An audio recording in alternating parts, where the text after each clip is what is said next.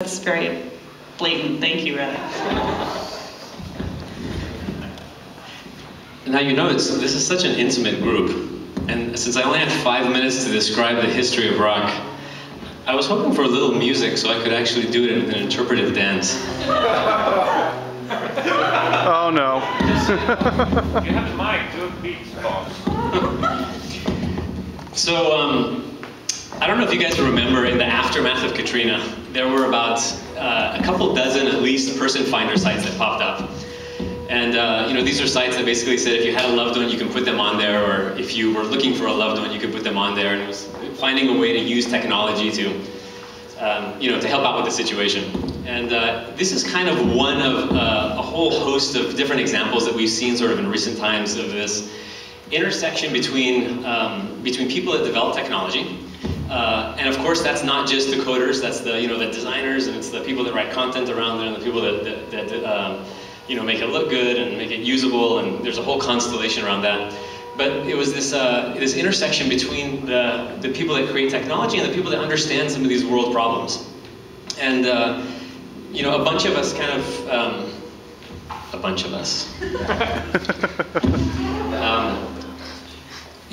noticed this trend, and this has been kind of noted by a bunch of people that, because the technology is becoming more and more accessible, it's becoming more and more easy to actually develop pragmatic, meaningful, sort of deployable solutions in shorter and shorter period of time.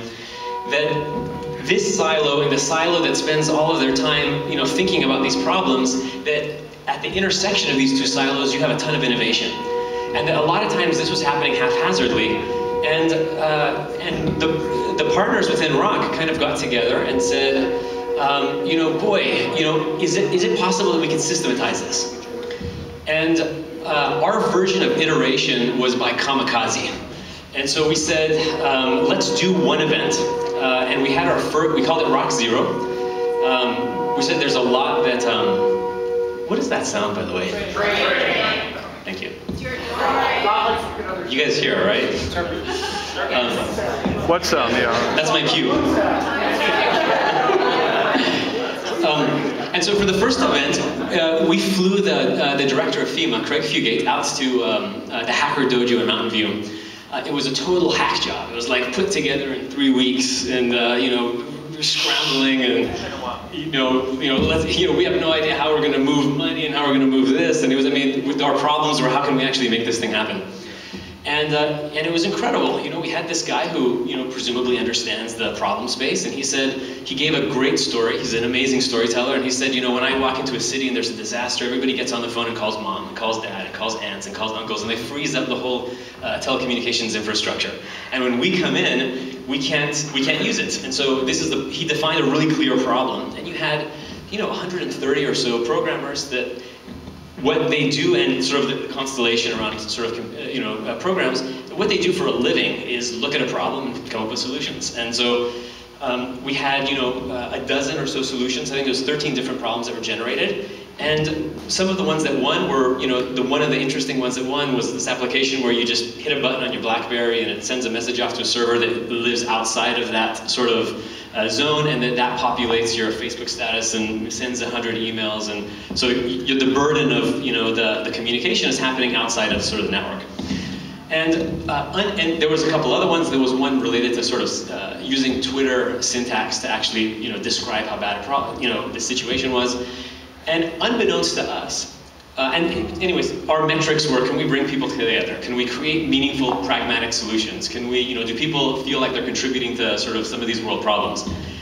Now, we recognize, of course, that some of these problems of development are massive, and obviously a quick hack in a weekend is not going to solve the biggest problems in the world. But we realize that there's something here. I mean, that there's this new ecosystem that's forming about innovation that we can form to solve some of the world's biggest problem, and the intersection between volunteer technical communities and subject matter experts is it's real, and it's a part of this kind of new ecosystem.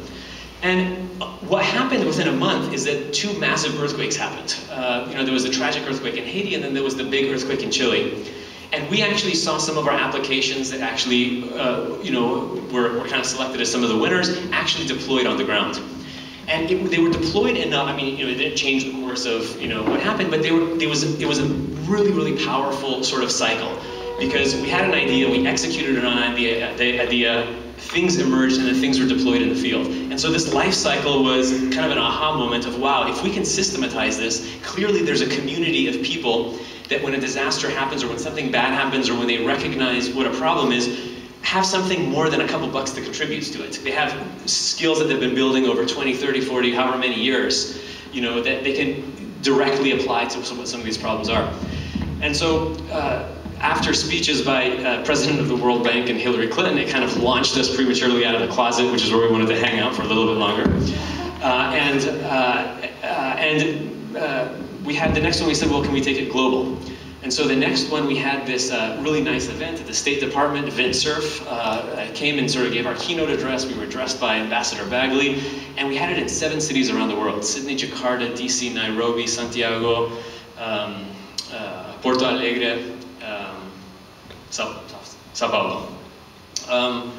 And it was, you know, this was incredible. Again, we said, wow, you know, we have to have a model that obviously we can grow these things. It's incredible. We did it in 7 cities. And we expanded the scope from disaster response to disaster risk management. And something else amazing happened at this event. One of the applications, for instance, landslides are very important for the World Bank. Sometimes it rains and the roads and bridges disappear. Sometimes it rains and they don't. They study, well, what are the factors that make that happen or not? But the output of these complex algorithms is this indecipherable string of numbers that doesn't mean anything to you or I. You have to be a landscape engineer to understand it, and very few places of the world sort of have access to that.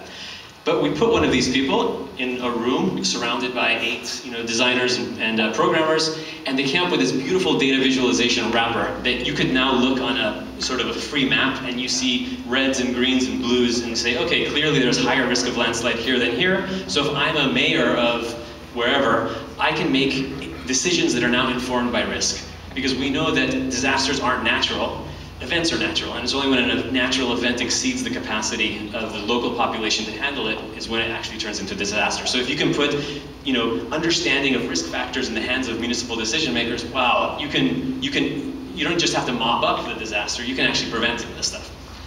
So this was really exciting for us that we saw this, and so the next event was successful to the point of problematic. And what happened is that we expected another 7 events to happen, and we ended up with 21 events.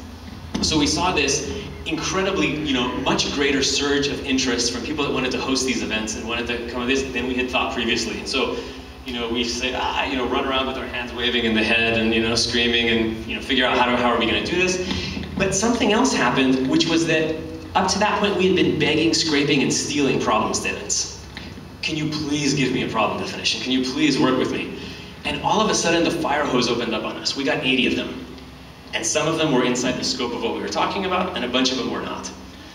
And so we really came back after this. Oh, and we were addressed by the Secretary General of the UN, for this thing. So, by the way.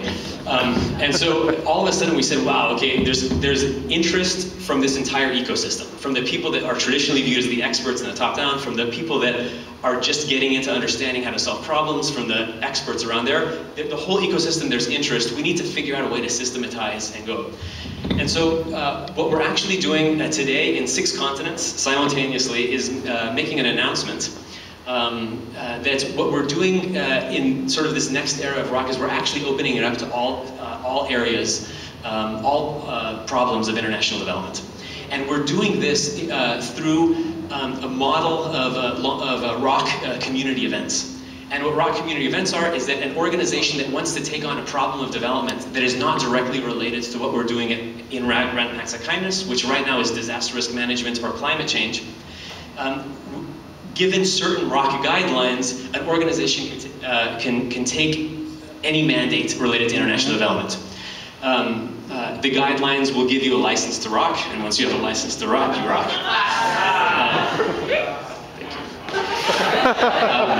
And so the first of these events is actually happening through the World Bank, and it's going to be through water. So, one of the issues that plagues, hundreds of millions, of lives around the world is this issue of access to clean water.